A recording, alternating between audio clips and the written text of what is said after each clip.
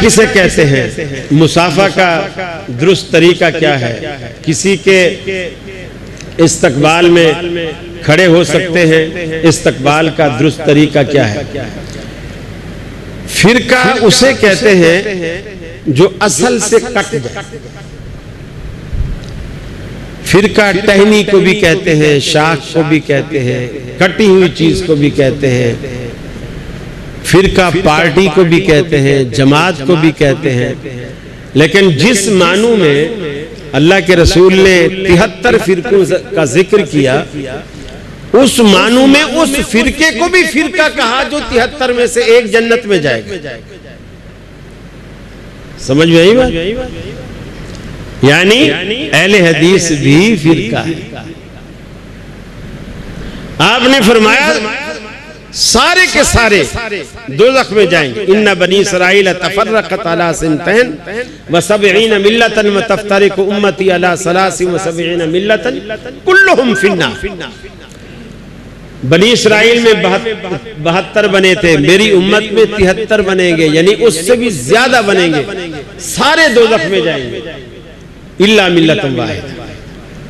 پہلے ان 73 کو فرقہ کہا، پھر اسی میں سے ایک کو نکالا، وہ ایک پارٹی ہے جو جنت میں جائے گی، اس کا نام نہیں بتایا، فرمایا کہ الا ملت واحد من یا رسول اللہ ما انا علیہ وصحبہ، کہ جس طریقے پر آج میں اور میرے صحابہ ہیں، جس جماعت کے پاس یہ طریقہ ہوگا وہ جنت میں جائے گی، باقی سارے دوزخ۔ آپ نے نام کوئی نہیں بتایا، کام بتایا۔ کام جس کے پاس یہ ہوگا جو آج سے 1400 سال پہلے اللہ کے رسول اور صحابہ کا تھا، وہ کام والی جماعت یہ آپ تلاش کریں، وہ کام والی جماعت کون سی ہے۔ مصافحہ کا کیا طریقہ ہے؟ مصافحہ کہتے ہیں ایک ہاتھ کی ہتھیلی کا دوسرے ہاتھ کی ہتھیلی کے ساتھ ٹچ ہو جاتا، اسے مصافحہ کہتے ہیں۔ ترمذی کی ایک حدیث ہے کہ مصافحہ 2 ہاتھ سے ہوتا ہے، مصافحہ 2 ہاتھ سے ہوتا ہے۔ میں بھی کہتا ہوں مصافحہ 2 ہاتھ سے ہوتا ہے، ایک ہاتھ سے مصافحہ ہو ہی نہیں سکتا۔ جیسے ایک ہاتھ سے تالی نہیں بج سکتی، ایسے ایک ہاتھ سے مصافحہ بھی نہیں ہو سکتا۔ 2 ہاتھ سے مصافحہ ہوتا ٹھیک ہے، ایک ہاتھ آپ کا ایک ہاتھ میرا، 2 ہاتھ ہو گئے، مصافحہ ہو گیا۔ 3 ہاتھ سے مصافحہ نہیں، 4 ہاتھ سے مصافحہ نہیں، کہ 2 ہاتھ میرے 2 ہاتھ آپ نہیں، ایک آپ کا ایک میرا۔ یہ اصل مصافحہ کیا ہے؟ ہاتھ کی ہتھیلی کا دوسرے کے ہاتھ کی ہتھیلی کے ساتھ ملنا، پشت کے ساتھ ملنا نہیں، وہ خام خواہ کا تکلف۔ اصل مصافحہ اسی طرح، اور پھر اس کو ہلائیں، ایسے محبت سے اس کو ہلائیں۔ فرمایا اس سے گناہ جھڑتے ہیں، آدمیوں کے گناہ جھڑتے ہیں جب تک مصافحہ کر کے اس کو ہلاتے رہتے ہیں۔ تو یہ بھی ایک عادت ڈالو۔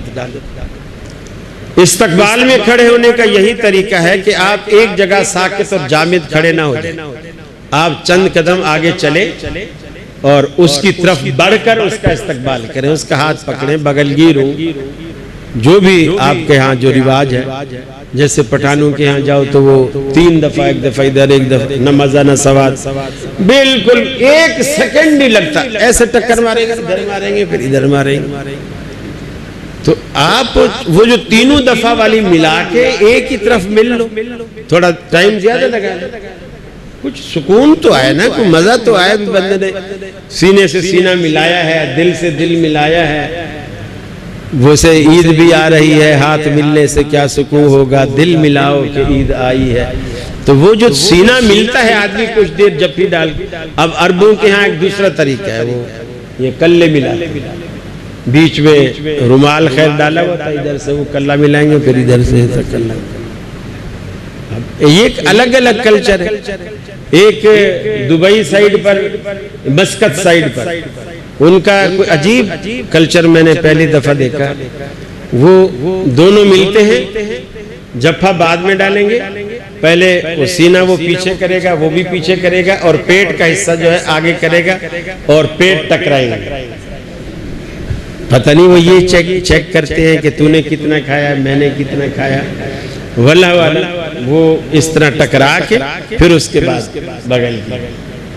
تو یہ لوگوں کے الگ الگ طریقے ہیں، لیکن جو اسلام نے طریقہ دیا ہے نا بہت خوبصورت مسافہ.